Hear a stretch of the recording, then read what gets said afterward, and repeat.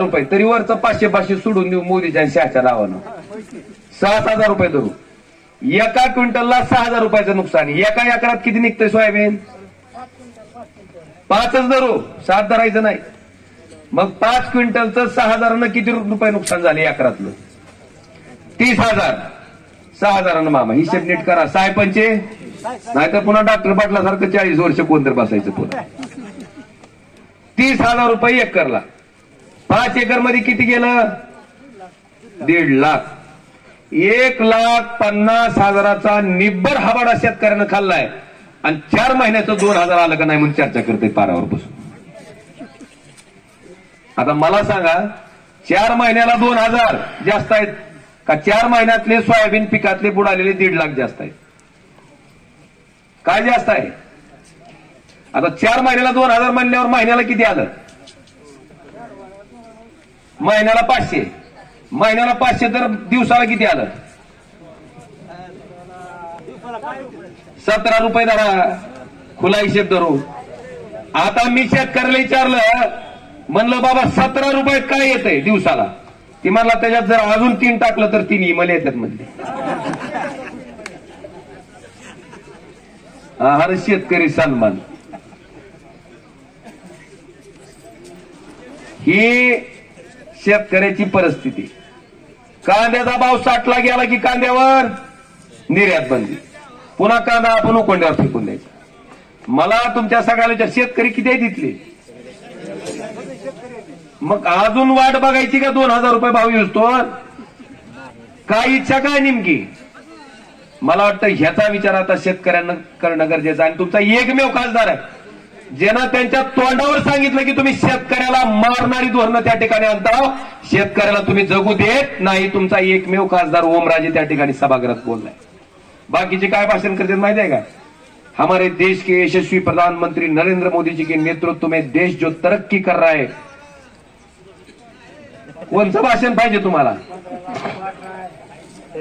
ही भाषण पाहिजे का तुमचं जळतंय त्याच्यावर बोलणारं भाषण पाहिजे?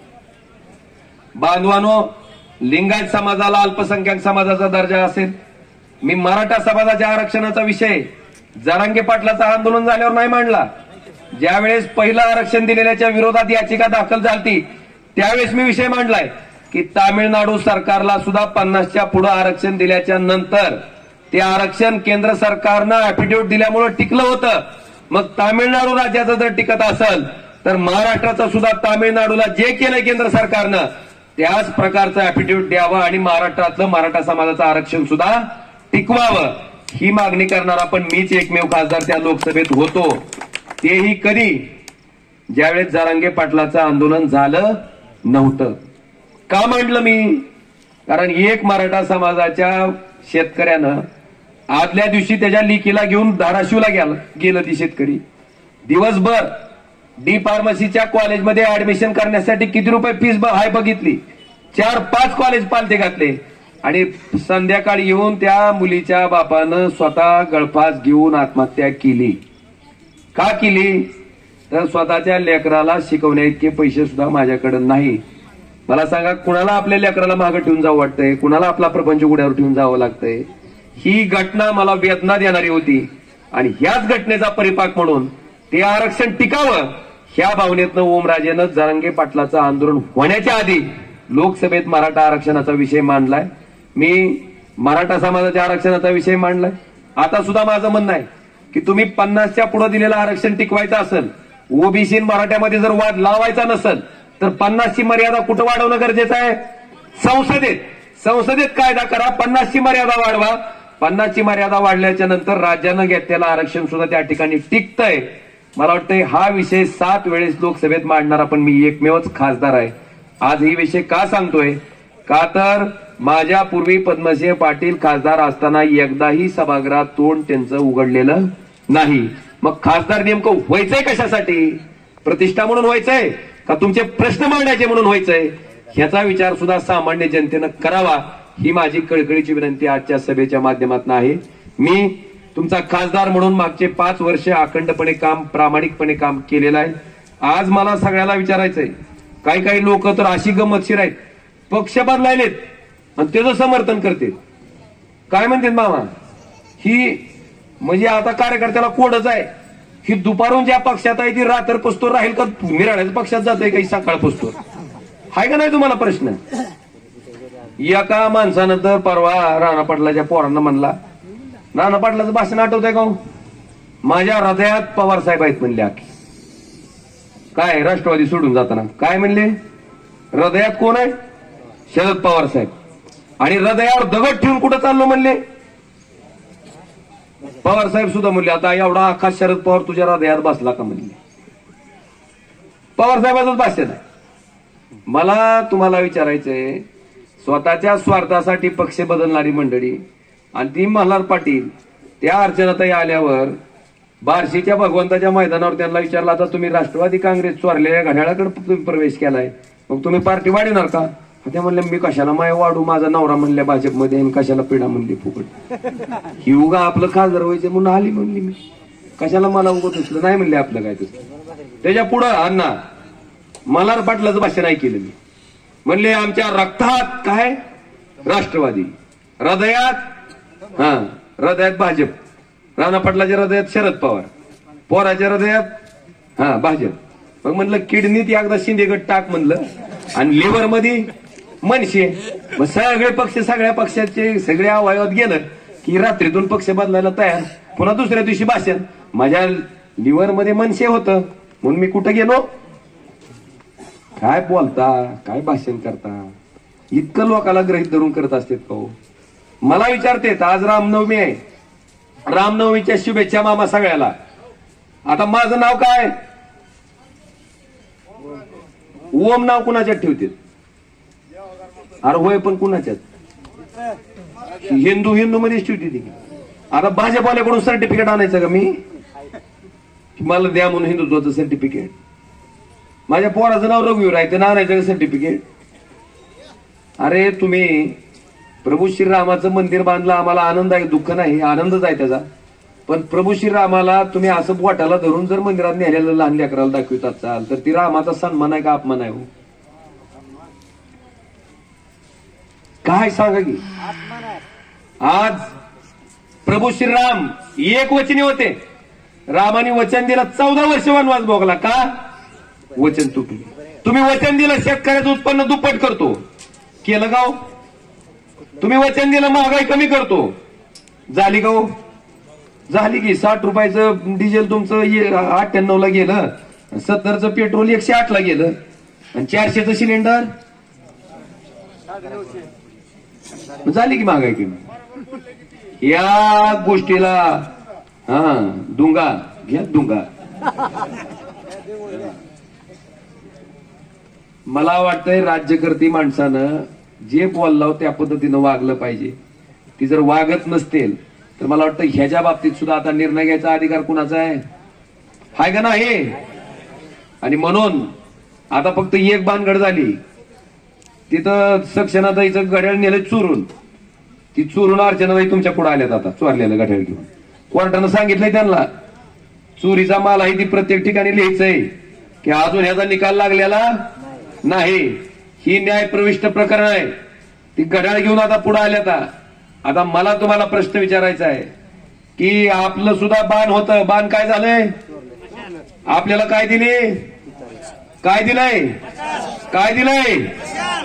ती मशाल पोचवा, नाहीतर लोक म्हणजे ओमराजाला मतदान करायचे हो, मध्ये जाऊन बाण हुडकीत बसतील पुन्हा. चिन्ह काय आहे? त्याच्यामुळं ही चिन्ह फक्त 2च काम करा तुम्ही. कुठलं? प्रत्येक ग्रामीण भागात राहणाऱ्या, मी म्हणलं जरा आपली जी वयस्कर माणसं आहेत त्यांना सांगा. म्हणले त्यांना सांगायची गरज नाही, म्हणले ती इळभर मोबाईलवर आहेत म्हणले, तीच आपल्याला सांगते ती म्हणले ही चिन्ह मशाल आहे म्हणून. फक्त जी मोबाईल वापरत नाही, जी सुशिक्षित नाही, ज्याला चिन्ह बदललेलं माहित नाही, अशा प्रत्येक घरापर्यंत चिन्ह पोहोचवायचं काम तुमच्या सगळ्याचं आहे. तुम्ही सगळ्यांनी करावं ही मी कळकळीची विनंती करतो. आणि येणाऱ्या 8 तारखेला जे आपल्याला मतदान करायचंय, मला माहिती आहे 7 आहे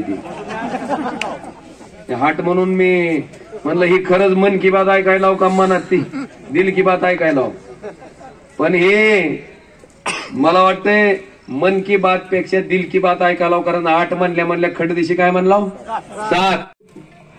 आपण या 2024च्या लोकसभेच्या निवडणुकीच्या अनुषंगाने आपले महाविकास आघाडीचे अधिकृत उमेदवार, सगळ्यांच्या संपर्कातले उमेदवार आणि सर्व जनतेच्या मनामध्ये असणारे उमेदवार सन्माननीय ओमराजे निंबाळकर दादा यांच्या प्रचारार्थ आज मी आपल्याकडे आलेली आहे. आता माझे बंधू जे राष्ट्रवादीचे कट्टर आहेत, लाकाळ भैया बरोबर बोलले. त्यांचं मी भाषण ऐकत होते आता येताना. मला एक गोष्ट लोकांसमोर, माझ्या जिल्ह्यातल्या माझ्या माणसांसमोर मांडायची. माझा कुणालाही विरोध नाही ना, मी कुठल्या कारखान्याची डायरेक्टर आहे ना माझी संस्था आहे, माझी बालवाडी नाही काका. पण माझ्या जिल्ह्यामध्ये निष्ठावान, लोकांशी प्रामाणिक आणि तुमच्याशी प्रामाणिक लोक पाहिजे. एकाच वेळी 2-2 घरात नांदणाऱ्या लोक नकोयत आपल्याला. अस्सल ग्रामीण भाषेत सांगते मी तुम्हाला. मी कोणाचा विरोध नाही करत आहे, मी कोणावर टीका नाही करत आहे. मी एका पवित्र भूमीमध्ये येऊन समोर माझ्या डाव्या हाताला सिद्दीक जियाउद्दीन बाबा यांचं दर्गा आहे, देवीचं इथं मंदिर आहे. मी खोटं बोलणारी कार्यकर्ता नाही. माझं भाषण रेकॉर्ड करा. मी आजही शरदचंद्रजी पवार साहेब यांच्या विचाराशी प्रामाणिक राहून, मला कधीही त्यांनी राज्यमंत्री केलं नाही, आमदार नाही, खासदार नाही, पण छत्रपती शिवरायांच्या विचारांची वारसदार म्हणून आज मी पवार साहेबांच्या बाजूला त्यांच्या खांद्याला खांद्या देऊन काम करते. आणि या जिल्ह्यातल्या लोकांनी काय केलंय, तुम्हाला एवढं देऊन प्रत्येक वेळेस मंत्री माझ्या घरात, आमदारकी माझ्या घरात, खासदारकी माझ्या घरात. तुम्ही काय देता जनतेला, तुम्ही काय देता पवार साहेबांना. उलट मी म्हणते ओमराजे तुमच्यापेक्षा दादा चांगलेत, ऍटलिस्ट ते निष्ठावान तर आहेत, गद्दारी करत नाहीत. उद्धव बाळासाहेब ठाकरे यांच्या पक्षाशी त्यांना त्याची जाणीव आहे की जेव्हा मी आमदार झालो शिवसैनिक आणि जनतेमुळे झालो, जेव्हा मी खासदार झालो शिवसैनिक आणि जनतेमुळे झालो. ह्याची जाण भान काय ठेवायचं असतं का नसतं. समोरच्या उमेदवार माझ्याच गावातले फेटेवाले आजोबा, माझ्याच गावचे आहेत त्या मॅडम अर्चना राणा जगदीश पाटील मॅडम, त्यांनी एक नवीन नारा दिलाय, नारी शक्ती. आम्ही कोण आहेत, आम्ही कोण आहेत, आम्ही नारी शक्ती नाही. हा, नारी शक्तीसाठी एक क्रायटेरिया आहे. तुम्ही कुणाच्या तरी मोठ्या मंत्र्याची सून पाहिजे, कुणाची तरी आमदाराची बायको पाहिजे, असा नारी शक्तीचा नारा आहे तुमचा नाहीये. मला तुम्हाला सांगायचंय, समोरच्या उमेदवाराला विचारायचंय, आज तुम्ही काय विकास केलाय. जिल्ह्याच्या उपाध्यक्ष म्हणून मी त्या सभागृहात होते. तुम्ही काय काम करता, गोर गरीबाचं लेकरू काय बोलतंय, काय काम मिळतंय, त्याचे कागद फाडून द्यायचा, हा एक कलमी कार्यक्रम जिल्हा परिषदमध्ये राबवलेला आहे. याचे पुरावे मी तुम्हाला देईन योग्य वेळी आणि योग्य ठिकाणी. मी सांगते समोरच्या उमेदवाराला, अरे तुमचा नवरा, तुम्ही स्वतः म्हणता माझा नवरा भाजपचा आमदार आहे, मी कशाला राष्ट्रवादी वाढू. अरे राष्ट्रवादी वाढवायची नाही तर मग तुम्ही त्याच्यावर मतदान का मागता आणि एकाच गळ्यात 4-4, 3-3 पक्षाचे गमजे टाकता. ही खुद्दारी आहे. तुमच्याशी काय प्रामाणिक राहणार आहेत. अरे मला तो शेतकरी आवडतो, ती मजूर महिला आवडती, तिचा एकरभर पट्टा नसेल शेतीचा, परंतु ज्याच्या शेतात जाती, कष्टाने घाम गाळून नीट काम करते, त्या मातीशी बेमानी करत नाही. तुम्हाला 3-3 पक्ष सगळे आमच्या दावणीला बांधलेले आहेत. कशाला पाहिजे हो. आणि काल मी भाषण ऐकलं कुठेतरी, धीरज आपण ऐकलं ना, काय भाषण होतं ते सरडे काका म्हणे, समोरचा उमेदवार म्हणतो सेल्फ्या जेवढ्या काढल्या तेवढ्या जरी मला मतदान पडलं तर निवडून येतो. या काय म्हणल्या माहितीये, मी जेवढं हळदी कुंकू घेतलंय त्याचा उपकार जरी महिलांनी फेडला तरी मतदान. मला इथून सांगायचंय, ह्या तुमच्या माझ्या घरातल्या सगळ्या महिला काका, तुमच्या सुना असतील, तुमच्या मुली असतील, गावातल्या महिला असतील, अरे जर वर्ष हळदी कुंकू घेतात ते काय मतदान मागण्यासाठी घेतात काय. बरोबर आहे का नाही अण्णा भाऊ, सांगा मला तुम्ही. अहो ती बांधिलकी आहे, तो जिव्हाळा आहे, ती परंपरा आहे, ते आपल्या माणसांचं भावना व्यक्त करण्याची पद्धत आहे, तो आदर आहे. तुम्हाला मतदान पाहिजे काय तर म्हणे मला दिलंच पाहिजे मतदान. मी समोरच्या उमेदवाराला म्हणते शेम ऑन यू. लाज वाटली पाहिजे या वक्तव्याची. असंख्य माझ्या झोपडीतल्या सुद्धा महिला हळूच पंचफळ आणतात, करंडा आणतात आणि कुंकू लावतात मतं मागण्यासाठी. या वाक्याचा मी निषेध करते की त्या महिलांच्या भावनांशी तुम्ही खेळू नका. तुम्ही तुमचे कामं सांगा. समोरच्याला म्हणतात तुमचे 5 कामं. मी विचारते जिल्हा परिषद उपाध्यक्ष म्हणून तुमचे 5 कामं सांगा. ह्यांचे 5 कामं तरुणाईला मी सांगते. माझ्या कामांना विरोध करणं, उठ म्हणलं की उठ आणि बस म्हणलं की बस, असा कार्यकर्ता मेंबर त्यांना पाहिजे. भैया तुम्हाला माहिती आहे तुम्ही सुद्धा होतात राष्ट्रवादीमध्ये,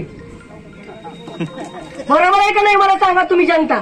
तुम्ही सांगा की सक्षणाताई तुम्ही चुकीचं बोलताय. अहो मी काका दवाखाना बांधायचं म्हणलं माझी कागद फिकू फिकू द्यायची, पण मी बांधलं ना.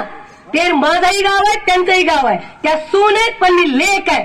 पेरणीचं पाणी पिऊन त्या गावात मोठी झालेली आहे. यांचं काय काम आहे हो अविनाश? आहे का दवाखाना चालू? किती ओपीडी होती रे? आज आमचा बालाजी थोरात माझा क्लासमेट, त्याची 4.5 वर्षाची मुलगी वारली का नाही अविनाश? यांचा दवाखान्याचा कारभार बघा. अरे गावात नाही लक्ष तुमचं काकीत कळता गावाला वळता. मला खासदार व्हायचंय, घरात बसायचं यावेळेस. तुम्हाला गावचा विकास करणं झालं नाही. मी महाराष्ट्रभर फिरते, लोक मला, मी परवाला भंडाऱ्यामध्ये अख्खा जिल्हा फिरले काका, 13 सभा घेतल्या. अहो तो तिकडचा आदिवासी पट्टा असून काय सुविधा आहे? तुम्ही काय केलं? तुमच्या हातात खुर्ची होती ना, मान्य आमदार खासदार होते, पण तुमच्या हातात पैसे द्यायचं होतं. जिल्हा परिषदचं खातं, शिक्षणचं खातं, आरोग्याचं खातं, काय काम केलंय? चॅलेंज देऊन सांगते, चॅलेंज देऊन त्या 13च्या दवाखान्यापेक्षा माझ्या मतदारसंघातला दवाखाना उजवा आहे. समुद्रवाणी जाऊन तुम्ही बघा. यांचं काही काम नाही, फक्त खुर्ची मला पाहिजे. लोकांनी माझा जयघोष केला पाहिजे. मला एकच म्हणायचंय, आमचा कोणाच्या बांधाला बांध नाही, परंतु निष्ठावान, खुद्दार आणि जनतेशी इमानदार असणाऱ्या माणसालाच मतदान करा. आणि मी तुम्हाला अभिमानाने सांगते, प्रवास करत असताना लोकांनी मला विचारलं, ताई तुमच्या जिल्ह्यात कसं आहे? माझ्यासोबत माझे बंधू धीरज गुटे होते, ते राज्याचे आमच्या पक्षाचे जनरल सेक्रेटरी आहे. काय म्हणले रे लोक? ओमराजे निंबाळकर निवडून येणार. काय बी असू द्या म्हणे, चांगला माणूस आहे, जनतेच्या कामाचा माणूस आहे. हा तिथे आम्हाला म्हणतात कुठे माहूरला वगैरे, जे आहे ते आहे. मी स्पष्ट बोलणारी मुलगी आहे. मी हे बघत नाही माझा फायदा कशात आणि माझा तोटा कशात. लोकांनी ही निवडणूक हातात घ्या. तुमचं काम करणारा माणूस, तुमच्या कष्टाचा माणूस इकडे बघून मतदान करा. आज पवार साहेबांना गरज असताना मागच्या पंचवार्षिकला मला विकास करायचा आहे, या पंचवार्षिकला काय करायचंय म्हणून बायकोच्या हातात घड्याळ बांधलंय, हे विचारा तुम्ही. विचारलं पाहिजे तुम्ही. सगळे पक्ष आमच्या घरात, खासदारकी आमच्या घरात. कशासाठी? सामान्य माणूस काम करत असेल, उद्या नाही यांना जिल्हा परिषद मेंबर, उद्या अविनाशला जिल्हा परिषद मेंबर, पण नाही. 13ची जिल्हा परिषद निघाली, मीच उभारणार खासदारकी, मीच उभारणार. लोकांनी करायचंय काय? आणि आपला जिल्हा मागास जिल्हा आहे, याचं पहिलं क्रेडिट त्यांनी घ्यावं, कारण त्यांनी जास्त वर्ष इथं शेती कसायला घेतलेली आहे. मग बाकीच्यांना आम्हाला सगळ्याला प्रश्न विचारावे. पहिला प्रश्न तुमच्या पुढ्यातला आहे. मी जनतेला आव्हान करते, आज माझ्या महिला भगिनी ते जास्त नाहीयेत, त्या घरामध्ये ऐकत असतील. तुम्हाला मी सांगते, ही जिल्ह्याची निवडणूक निष्ठेची आहे, महाराष्ट्राच्या अस्मितेची आहे, आणि तुम्ही खऱ्या माणसाला मतदान करा. मान्य आहे त्यांच्याकडे पैसा आहे, सत्ता आहे, त्यांच्याकडे धनशक्ती जरूर आहे, पण ही जनशक्ती आमच्याकडे आहे, हे त्यांना आपण सांगायचंय मतदानातून. 7 मेला ओम दादांना आपल्याला साथ द्यायचे, आपल्याला मशाल पेटवायचे. ह्या चोरट्यांनी सगळी चोरी केली हो आमची. आमच्या पवार साहेबांचं घड्याळ घेतलं, पक्ष घेतला. 84 वर्षी त्या म्हाताऱ्या माणसाला फिरवतात वन, पण ते घाबरत नाहीत. ते हर एक वार का पलटवार हूं, यूं ही नाही कहलाता मैं शरद पवार हूं, असं त्यांना म्हणतात. ते उगाच नाही.